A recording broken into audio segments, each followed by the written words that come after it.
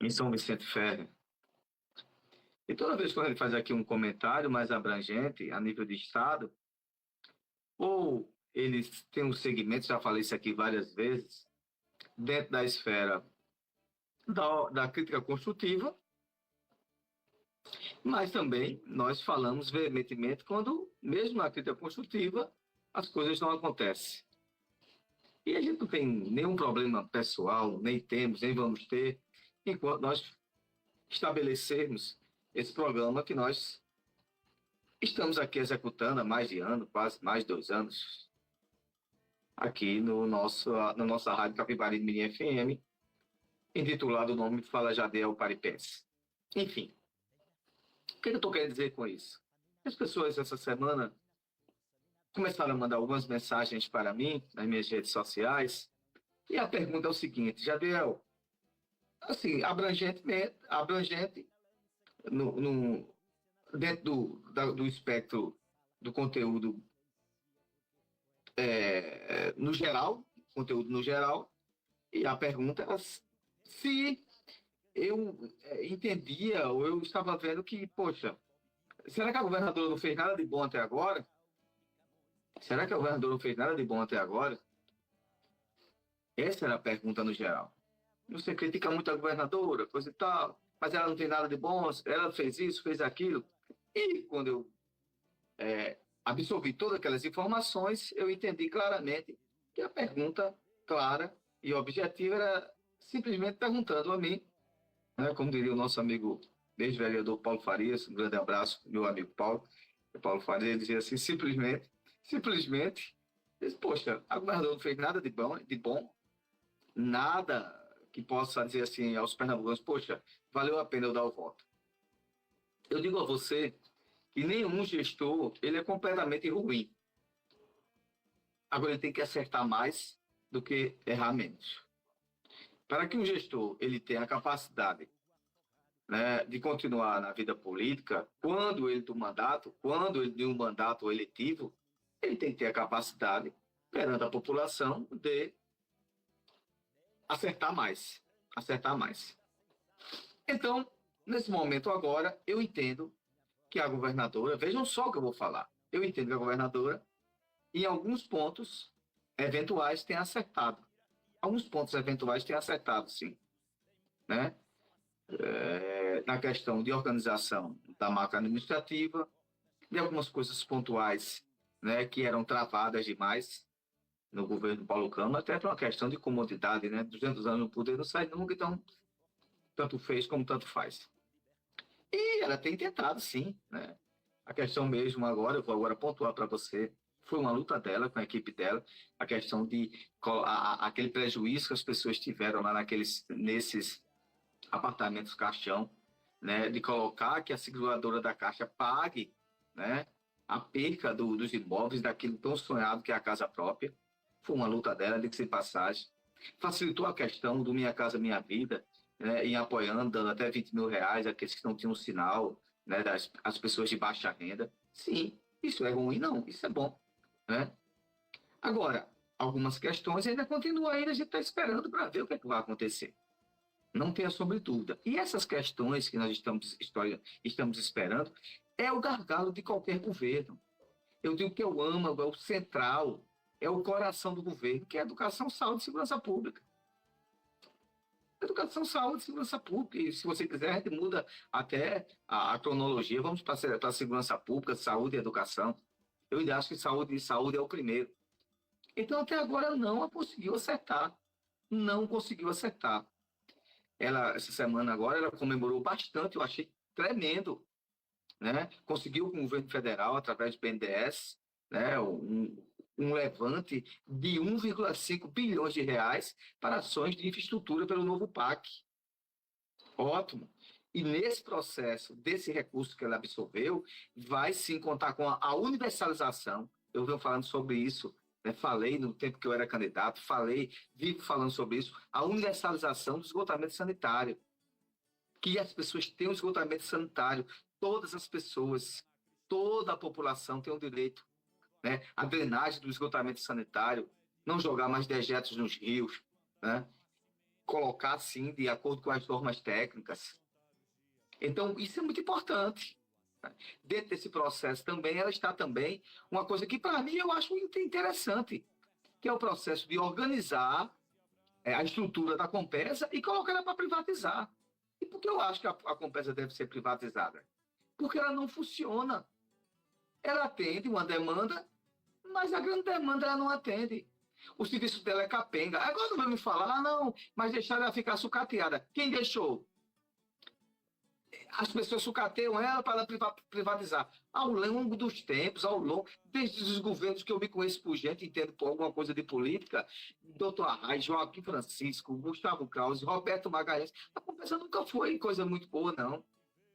E eu acho que a Compesa teve o seu papel, teve, mas a capacidade dela de dar manutenção e entregar às pessoas o que é devido, ela não consegue.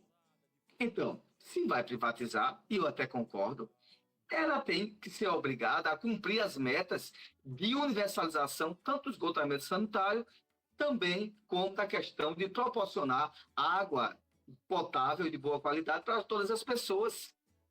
É assim o princípio, por exemplo, não foi quando se falou em privatizar a CELP, eu vi o mundo acabar, mas não. A CELP ruim ou boa, mas ela cumpre o seu papel.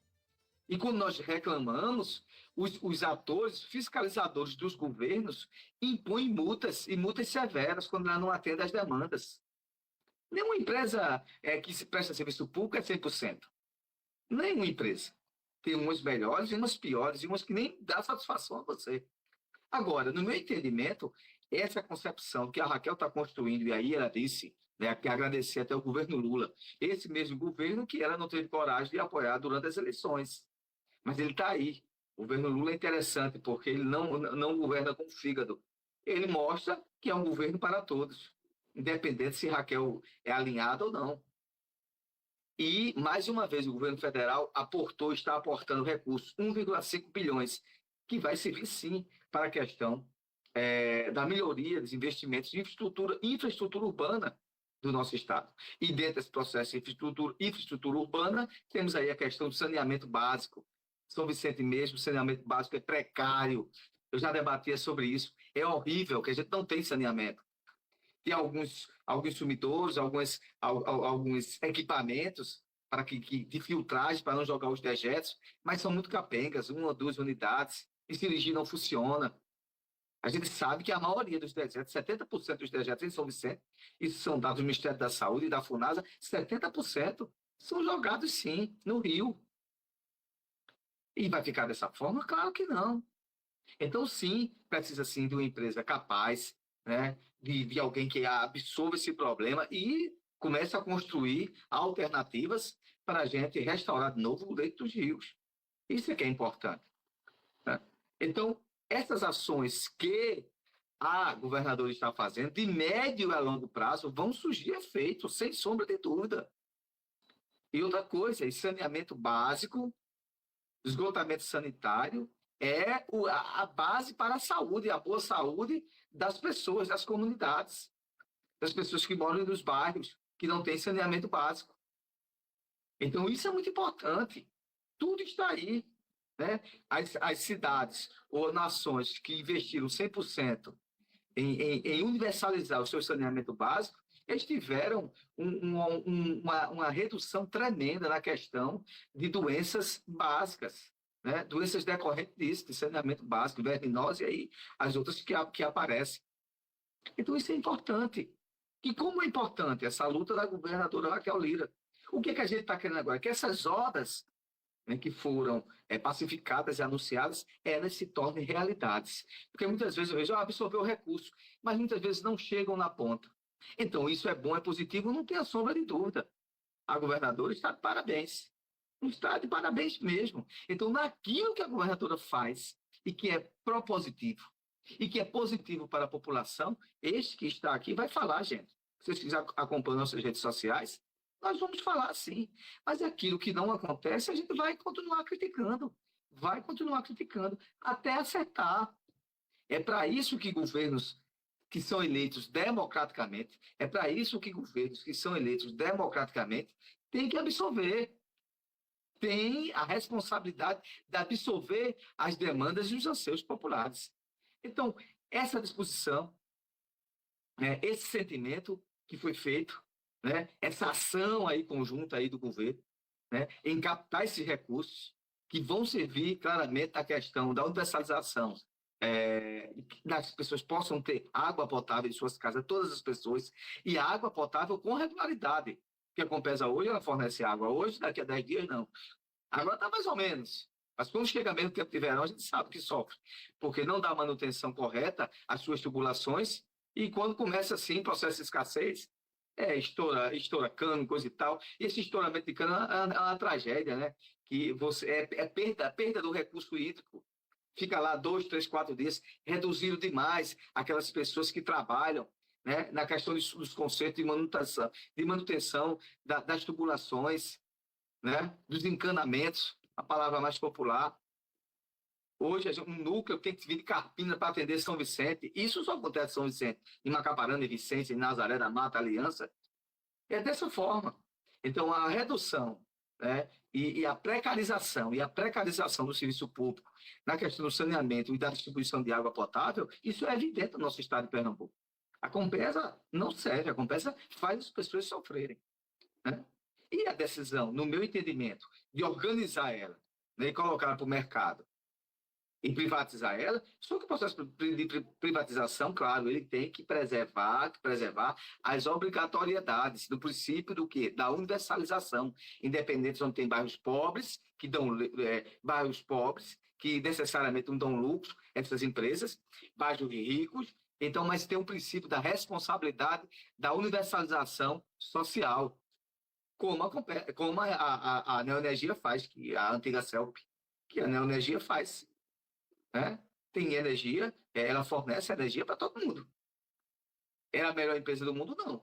Mas ela melhorou bastante, depois foi privatizada, eu não tenho sombra de dúvida sobre isso. Os processos são mais rápidos, né? Os pedidos que nós fazemos acontecem, né? As demandas, né, elas têm a otimização do serviço. As redes são mais inteligentes no sentido de investimento em tecnologia. Então, a Compesa tem que fazer isso. E, no meu entendimento, a Compesa não atende mais, como empresa pública, a demanda popular. Ela não atende mais. Por quê? Ao longo dos 10, 20 anos, reduziu-se demais a capacidade de tecnologia dela, reduziu demais a capacidade de atender as demandas das pessoas, dos pernambucanos. E esse enxugamento da máquina enxugou, e hoje a Compesa só serve só para quê? Para dar cargo comissionado, a indicação de político, né? E todo mundo trabalhando lá nas administrações do bem bom. Mas pegar no pesado, ou seja, a atividade fim da Compesa, que é para estar na rua consertando a questão de manutenção, o serviço é precarizado, porque ela já terceiriza o serviço. Quando ela faz os buracos dela, deixa lá, estoura, né? Destrói, continua destruindo ainda asfaltos e ruas, porque muitas vezes ela faz um convênio para você, para os municípios, que o dinheiro que ela fornece na questão da compensação do buraco que ela faz, não paga um dia de serviço de um trabalhador. As pessoas sabem o que eu estou falando. Então ela não funciona. Ela não funciona.